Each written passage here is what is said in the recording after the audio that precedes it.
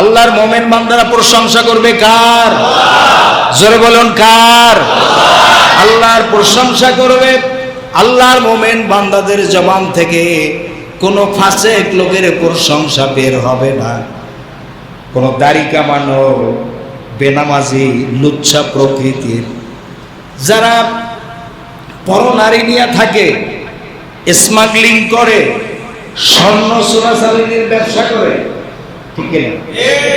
এই সমস্ত মন্ত্রী এমপি মঞ্চে আসলে এরপরে প্রশংসা শুরু করে দেয়, আছে না নাই?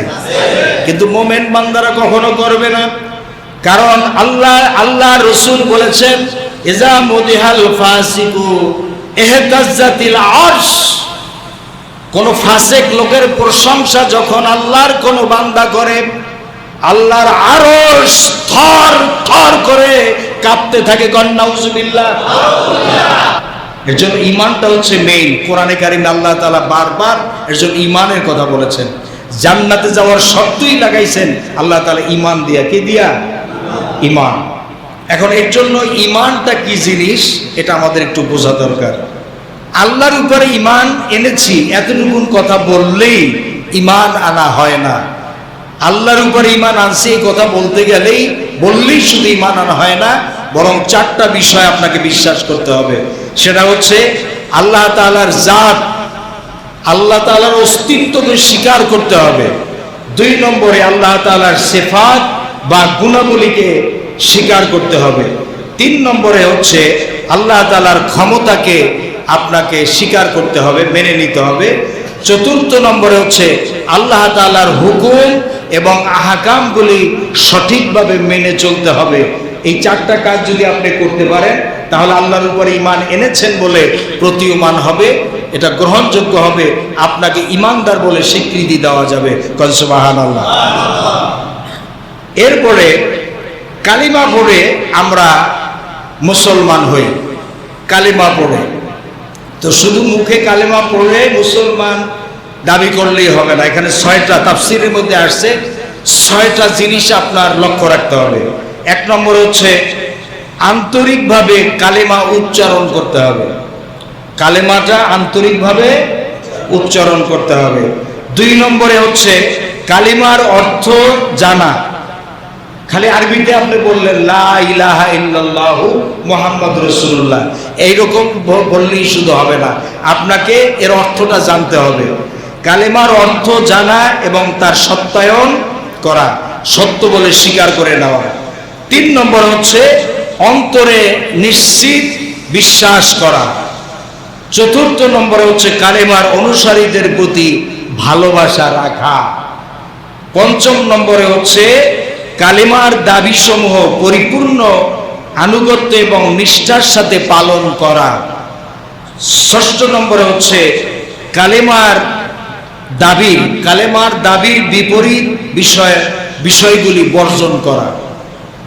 6 নম্বর তাফসীরের মধ্যে যেটা লেখা হয়েছে, কালিমার দাবির বিপরীত বিষয়কে বর্জন করা। এই বিষয়গুলি লক্ষ্য রেখে এরপরে যদি আপনি কালেমা পড়েন তাহলে আপনি প্রকৃত মুমিন হতে পারবেন। এরপরে একজন মুমিন ব্যক্তির গুণাবলী কি হওয়া উচিত, বৈশিষ্ট্য কি হওয়া উচিত একজন মুমিন ব্যক্তির, এই বিষয়ে আলোচনা করব।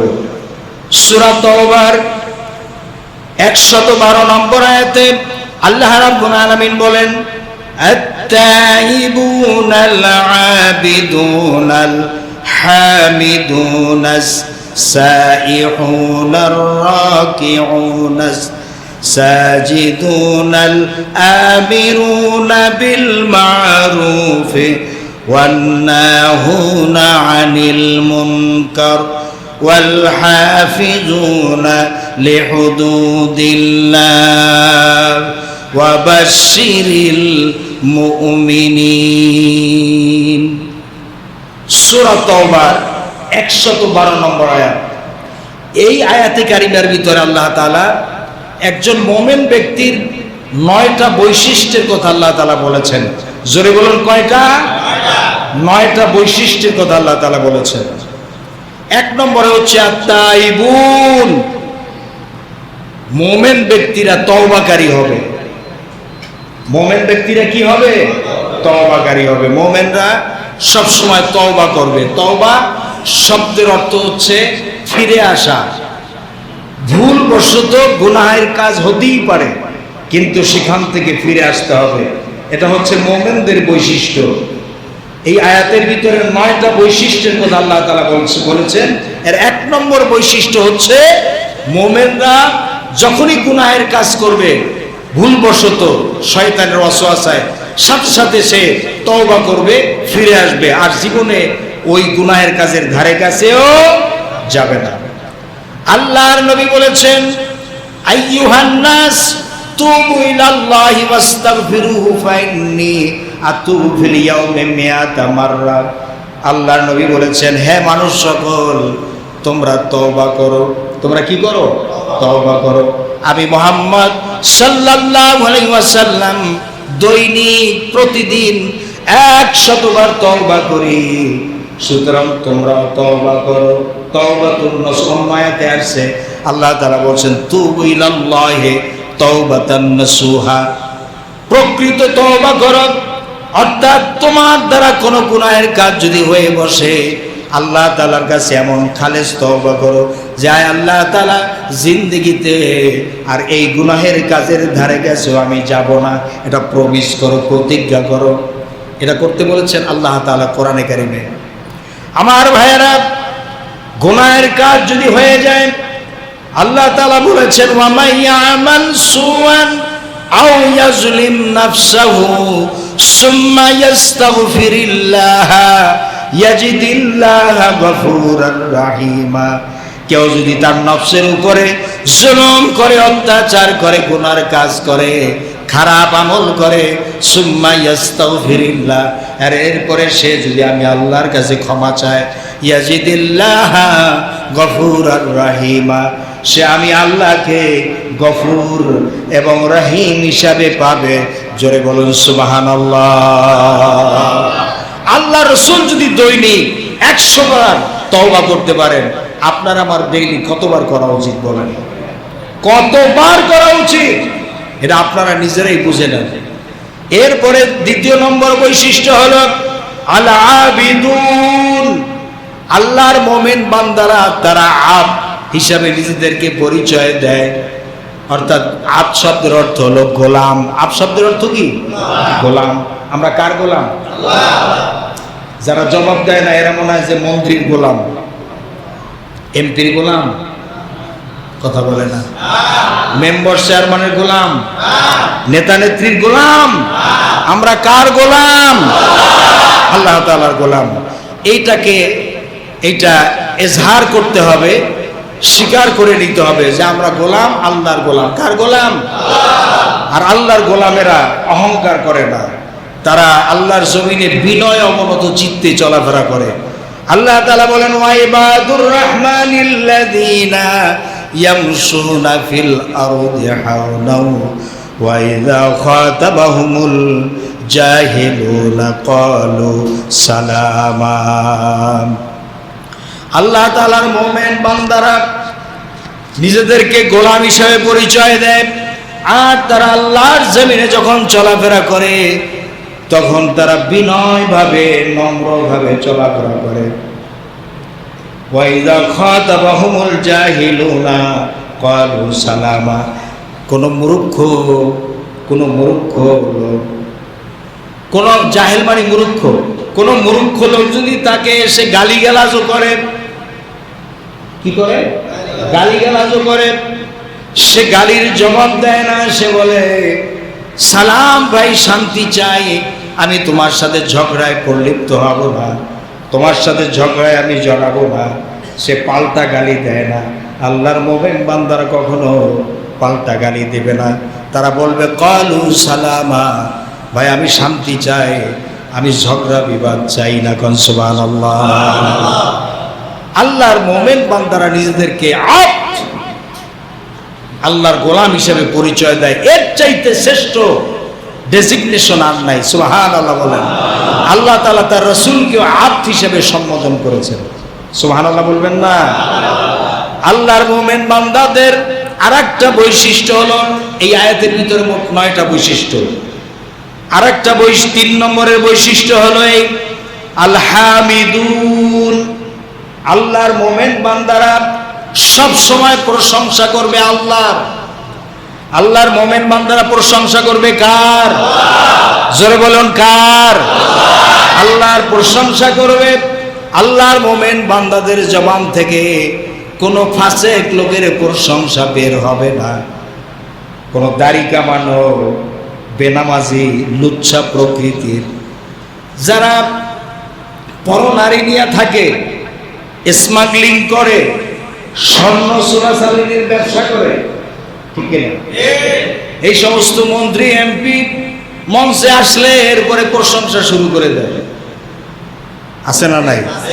কিন্তু মোমেন বান্দারা কখনো করবে না। কারণ আল্লাহ রসুল বলেছেন, ইজা মুদিহাল ফাসিকু ইহতাজ্জাতিল আরশ, কোন ফাসিক লোকের প্রশংসা যখন আল্লাহর কোন বান্দা করে, আল্লাহর আরশ থর থর করে কাঁপতে থাকে। নাউজুবিল্লাহ। আল্লাহর মুমিন বান্দা প্রশংসা করবে কার? বলেন আলহামদুলিল্লাহ রাব্বিল আলামিন। অল প্রেইজেস ফর আল্লাহ, সমস্ত প্রশংসা, যাবতীয় প্রশংসা ওই আল্লাহ সুবহানাহু ওয়া তাআলার, যিনি বহুমাত্রিক জগতের রব, তার প্রশংসা করেন সুবহানাল্লাহ। মুমিনরা প্রশংসা করবে কার? কোন ফাসিকের প্রশংসা করবেন আপনারা? তো আল হামিদুন, এই আয়াতের ভিতরে 3 নম্বর মুমিনদের বৈশিষ্ট্য বলা হয়েছে। মুমিনরা প্রশংসা করবে সব সময় আল্লাহ। কার? চতুর্থ নম্বরে হচ্ছে আস-সাইহুন, আল্লাহর মুমিন বান্দারা তারা কি করে? সিয়াম সাধনা করে, রোজা রাখে। সুবহানাল্লাহ। আল্লাহর মুমিন বান্দা রমজান মাসে তো রাখি, এছাড়াও মাঝে মধ্যে কি করে? রোজা রাখে। এটা মুমিনদের বৈশিষ্ট্য। এরপরে 5ম নম্বরে আল্লাহর মুমিন বান্দাদের বৈশিষ্ট্য হলো আর রাকিউন, মুমিন বান্দারা রুকু করে। কি করে? রুকু করে। রুকু করে মানে নামাজ পড়ে। এখন আপনি রুকু যদি না করেন তাহলে আপনি নামাজ পড়েন না। নামাজ পড়তে গেলেই তো রুকু করা লাগে। কিয়ামতের দিন আল্লাহ তাআলা জিজ্ঞেস করবেন যে তুমি কি নামাজ পড়েছো? তোর সমানে দুনিয়া তো মিথ্যা বলার অভ্যাস, আখেরাতে কিয়ামতের দিন অনেকে মিথ্যা বলার চেষ্টা করবে। আল্লাহ নামাজ পড়ছি, ওই যে বছরে একদিন ঈদের নামাজ পড়ছিল।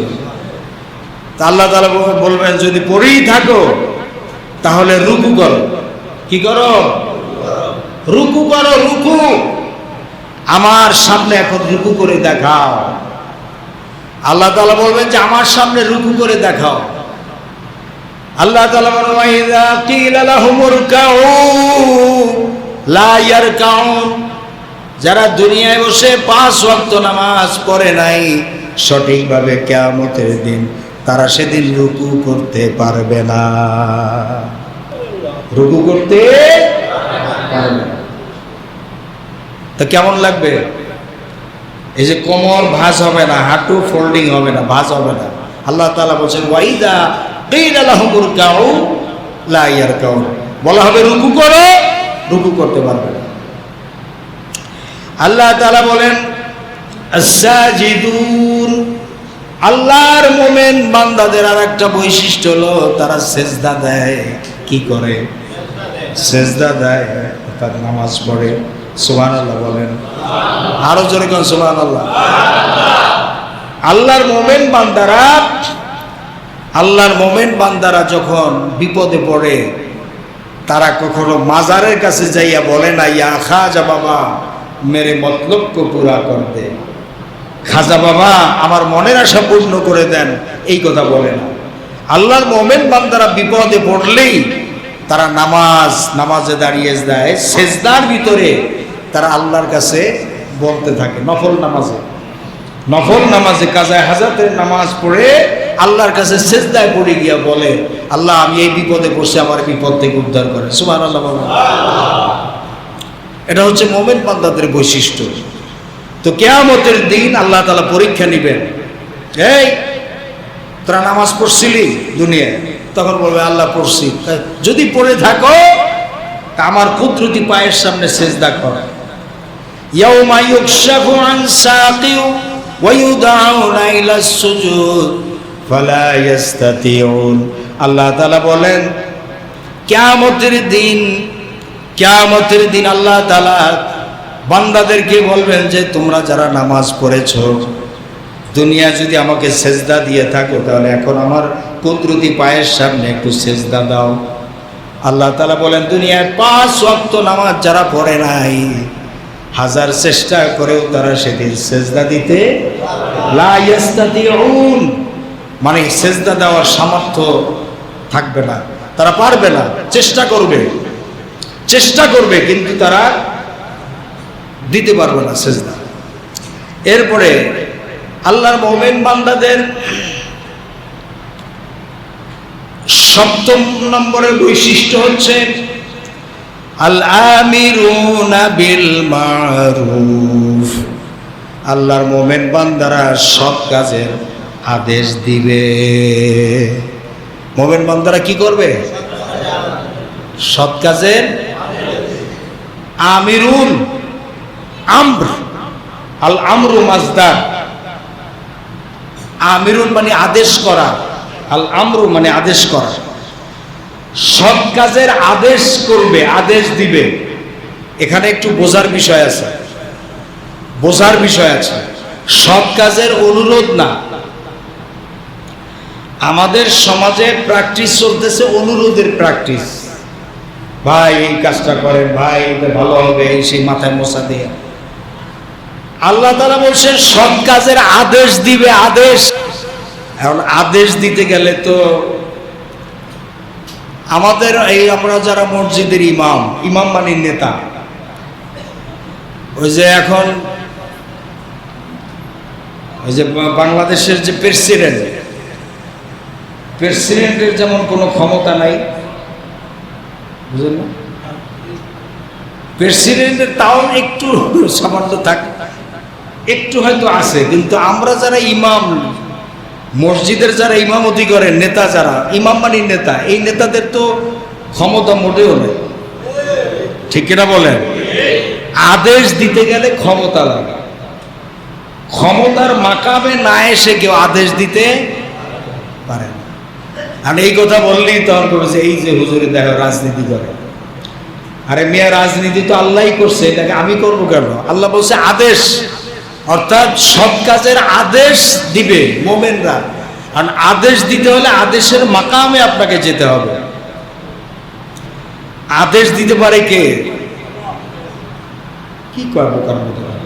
যেমন আরে পৃথিবীতে নিয়ে যে আদেশ দেয় কারা? যেমন থানার ওসি সাহেব, এই থানার ভিতরে সে যে কোনো একটা নির্দেশ দিতে পারে, এই কাজটা করো, এই এটা করো, পারে কিনা বলে?